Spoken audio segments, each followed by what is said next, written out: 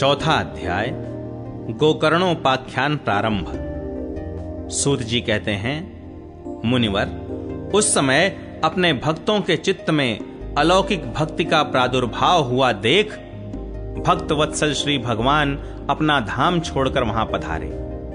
उनके गले में वनमाला शोभा पा रही थी। श्री अंग सजल जलधर के समान श्याम वर्ण था। उस पर मनोहर पीतांबर सुशोभित था। कटि प्रदेश करधनी की लड़ियों से सुसज्जित था। सिर पर मुकुट की लटक और कानों में कुंडलों की झलक देखते ही बनती थी। वे त्रिभंग ललित भाव से खड़े हुए चित्त को चुराए लेते थे। वक्षस्थल पर कौस्तुभ मणि दमक रही थी। सारा श्रीअंग हरिचंदन से चर्चित था। उस रूप की शोभा क्या कहें। उसने तो मानो करोड़ों कामदेवों की रूप माधुरी छीन ली थी। वे परमानंद चिन्मूर्ति मधुराति मधुर मुरलीधर ऐसी अनुपम छवि से अपने भक्तों के निर्मल चित्तों में आविर्भूत हुए। भगवान के नित्य लोक निवासी लीला परिकर उद्धवादि वहां गुप्त रूप से उस कथा को सुनने के लिए आए हुए थे। प्रभु के प्रकट होते ही चारों ओर जय हो की ध्वनि होने लगी। उस समय भक्ति रस का अद्भुत प्रवाह चला। बार बार अबीर गुलाल और पुष्पों की वर्षा तथा शंख ध्वनि होने लगी। उस सभा में जो लोग बैठे थे उन्हें अपने देह, गेह और आत्मा की भी कोई सुधि न रही। उनकी ऐसी तन्मयता देखकर नारद जी कहने लगे, मुनीश्वर गण, आज सप्ताह श्रवण की मैंने यह बड़ी ही अलौकिक महिमा देखी। यहां तो जो बड़े मूर्ख, दुष्ट और पशु पक्षी भी हैं, वे सभी अत्यंत निष्पाप हो गए हैं। अतः इसमें संदेह नहीं कि कलिकाल में चित्त की शुद्धि के लिए इस भागवत कथा के समान मर्त्य लोक में पाप पुंज का नाश करने वाला कोई दूसरा पवित्र साधन नहीं है। मुनिवर, आप लोग बड़े कृपालु हैं। आपने संसार के कल्याण का विचार करके यह बिल्कुल निराला ही मार्ग निकाला है। आप कृपया यह तो बताइए कि इस कथा रूप सप्ताह यज्ञ के द्वारा संसार में कौन कौन लोग पवित्र हो जाते हैं। सनकादि ने कहा, जो लोग सदा तरह तरह के पाप किया करते हैं, निरंतर दुराचार में ही तत्पर रहते हैं और उल्टे मार्गों से चलते हैं, तथा जो क्रोधाग्नि से जलते रहने वाले कुटिल और काम परायण हैं, वे सभी इस कलयुग में सप्ताह यज्ञ से पवित्र हो जाते हैं। जो सत्य से च्युत, माता पिता की निंदा करने वाले, तृष्णा के मारे व्याकुल, आश्रम धर्म से रहित, दंभी, दूसरों की उन्नति देखकर कुढ़ने वाले और दूसरों को दुख देने वाले हैं, वे भी कलयुग में सप्ताह यज्ञ से पवित्र हो जाते हैं। जो मदिरापान, ब्रह्म हत्या, सुवर्ण की चोरी, गुरु स्त्री गमन और विश्वासघात, ये 5 महापाप करने वाले, छल छद्म परायण, क्रूर, पिशाचों के समान निर्दयी, ब्राह्मणों के धन से पुष्ट होने वाले और व्यभिचारी हैं, वे भी कलयुग में सप्ताह यज्ञ से पवित्र हो जाते हैं। जो दुष्ट आग्रह पूर्वक सर्वदा मन, वाणी या शरीर से पाप करते रहते हैं, दूसरे के धन से ही पुष्ट होते हैं तथा मलिन मन और दुष्ट हृदय वाले हैं, वे भी कलयुग में सप्ताह यज्ञ से पवित्र हो जाते हैं। नारद जी, अब हम तुम्हें इस विषय में एक प्राचीन इतिहास सुनाते हैं। उसके सुनने से ही सब पाप नष्ट हो जाते हैं। पूर्व काल में तुंगभद्रा नदी के तट पर एक अनुपम नगर बसा हुआ था। वहां सभी वर्णों के लोग अपने अपने धर्मों का आचरण करते हुए सत्य और सत्कर्मों में तत्पर रहते थे। उस नगर में समस्त वेदों का विशेषज्ञ और श्रौत स्मार्त कर्मों में निपुण एक आत्मदेव नामक ब्राह्मण रहता था। वह साक्षात दूसरे सूर्य के समान तेजस्वी था। वह धनी होने पर भी भिक्षाजीवी था। उसकी प्यारी पत्नी धुंधुली कुलीन एवं सुंदरी होने पर भी सदा अपनी बात पर अड़ जाने वाली थी। उसे लोगों की बात करने में सुख मिलता था। स्वभाव था क्रूर, प्रायः कुछ न कुछ बकवाद करती रहती थी। गृह कार्य में निपुण थी, कृपण थी और थी झगड़ालू भी। इस प्रकार ब्राह्मण दंपति प्रेम से अपने घर में रहते और विहार करते थे। उनके पास अर्थ और भोग विलास की सामग्री बहुत थी। घर द्वार भी सुंदर थे, परंतु उससे उन्हें सुख नहीं था। जब अवस्था बहुत ढल गई, तब उन्होंने संतान के लिए तरह तरह के पुण्य कर्म आरंभ किए और वे दीन दुखियों को गौ, पृथ्वी, सुवर्ण और वस्त्रादि दान करने लगे। इस प्रकार धर्म मार्ग में उन्होंने अपना आधा धन समाप्त कर दिया, तो भी उन्हें पुत्र या पुत्री किसी का भी मुख देखने को न मिला। इसलिए अब वह ब्राह्मण बहुत ही चिंतातुर रहने लगा। एक दिन वह ब्राह्मण देवता बहुत दुखी होकर घर से निकलकर वन को चल दिया। दोपहर के समय उसे प्यास लगी, इसलिए वह एक तालाब पर आया। संतान के अभाव के दुख ने उसके शरीर को बहुत सुखा दिया था, इसलिए थक जाने के कारण जल पीकर वह वहीं बैठ गया। 2 घड़ी बीतने पर वहां एक सन्यासी महात्मा आए। जब ब्राह्मण देवता ने देखा कि वे जल पी चुके हैं, तब वह उनके पास गया और चरणों में नमस्कार करने के बाद सामने खड़े होकर लंबी लंबी सांसें लेने लगा। सन्यासी ने पूछा, कहो ब्राह्मण देवता, रोते क्यों हो? ऐसी तुम्हें क्या भारी चिंता है? तुम जल्दी ही मुझे अपने दुख का कारण बताओ। ब्राह्मण ने कहा, महाराज, मैं अपने पूर्व जन्म के पापों से संचित दुख का क्या वर्णन करूं? अब मेरे पितर मेरे द्वारा दी हुई जलांजलि के जल को अपनी चिंता जनित सांस से कुछ गर्म करके पीते हैं। देवता और ब्राह्मण मेरा दिया हुआ प्रसन्न मन से स्वीकार नहीं करते। संतान के लिए मैं इतना दुखी हो गया हूं कि मुझे सब सूना ही सूना दिखाई देता है। मैं प्राण त्यागने के लिए यहां आया हूं। संतानहीन जीवन को धिक्कार है, संतानहीन गृह को धिक्कार है, संतानहीन धन को धिक्कार है और संतानहीन कुल को धिक्कार है। मैं जिस गाय को पालता हूं वह भी सर्वथा बांझ हो जाती है। जो पेड़ लगाता हूं उस पर भी फल फूल नहीं लगते। मेरे घर में जो फल आता है वह भी बहुत जल्दी सड़ जाता है। जब मैं ऐसा अभागा और पुत्रहीन हूं, तब फिर इस जीवन को ही रखकर मुझे क्या करना है? यूं कहकर वह ब्राह्मण दुख से व्याकुल हो उन सन्यासी महात्मा के पास फूट फूट कर रोने लगा। तब उन यतिवर के हृदय में बड़ी करुणा उत्पन्न हुई। वे योगनिष्ठ थे।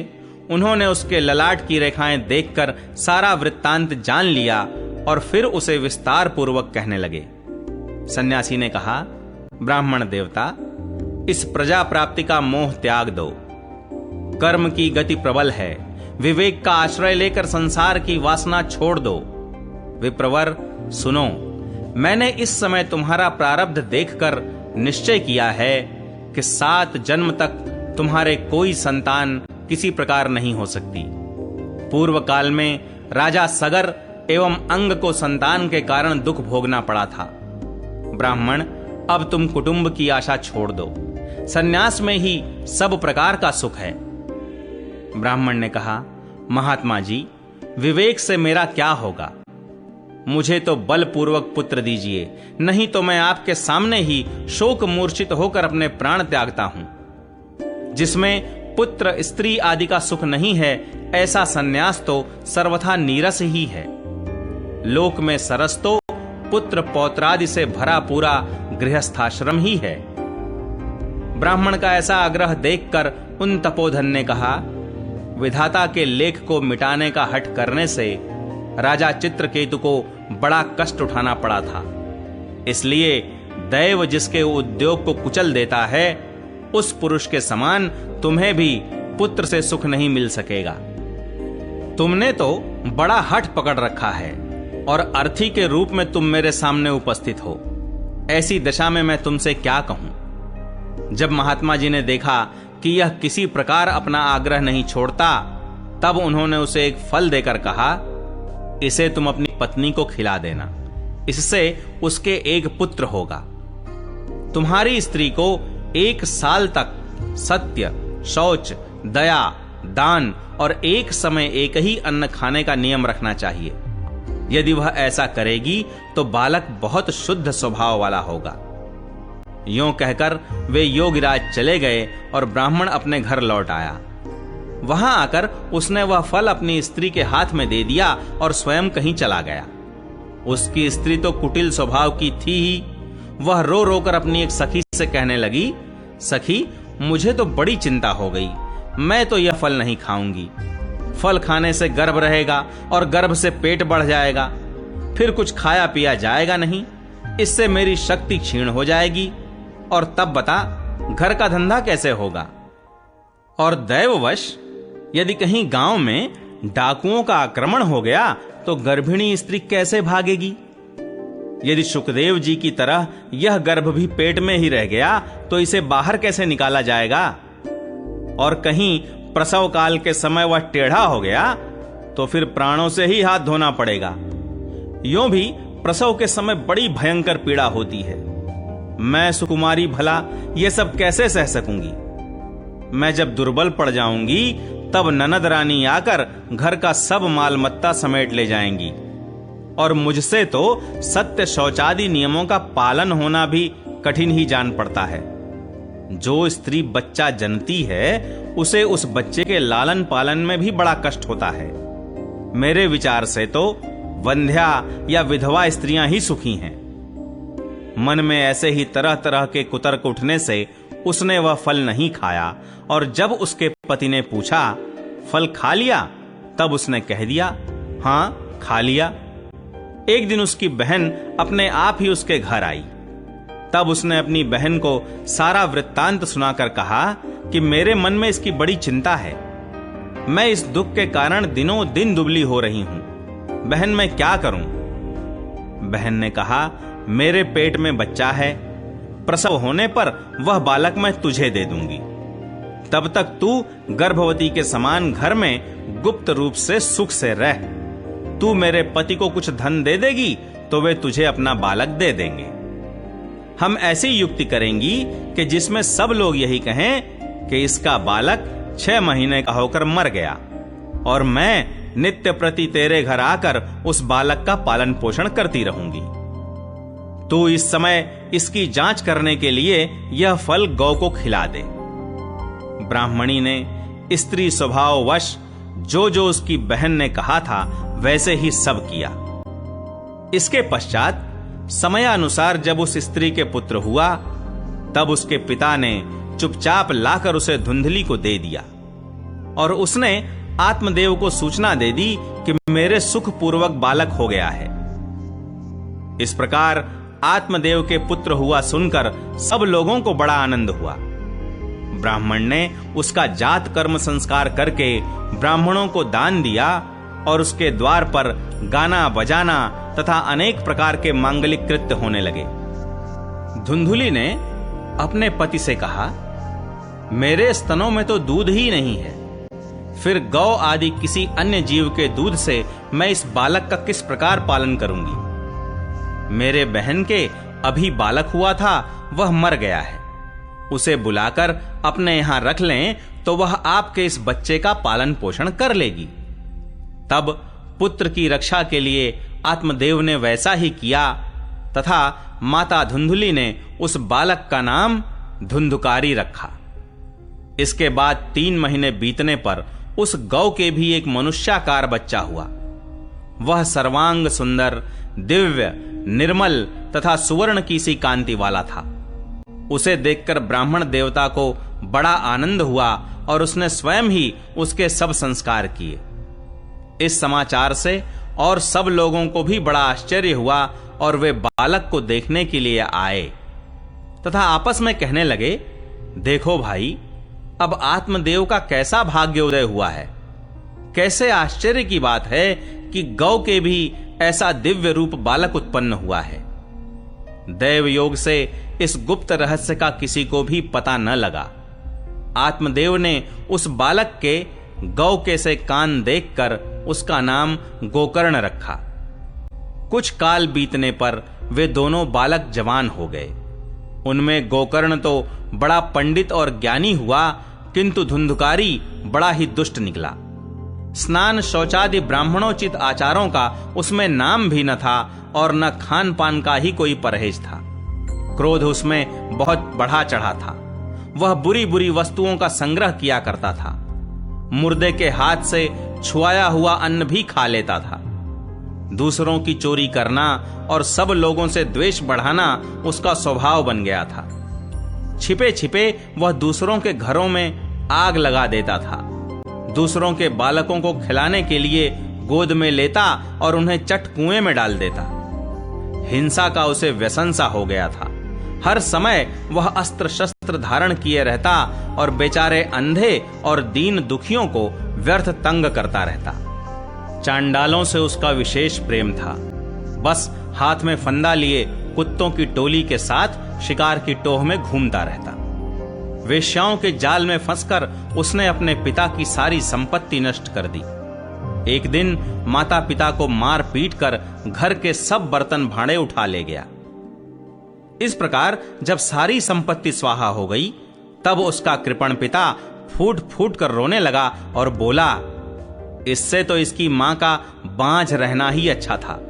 कुपुत्र तो बड़ा ही दुखदाई होता है। अब मैं कहां रहूं, कहां जाऊं? मेरे इस संकट को कौन काटेगा? हाय, मेरे ऊपर तो बड़ी विपत्ति आ पड़ी है। इस दुख के कारण अवश्य मुझे एक दिन प्राण छोड़ने पड़ेंगे।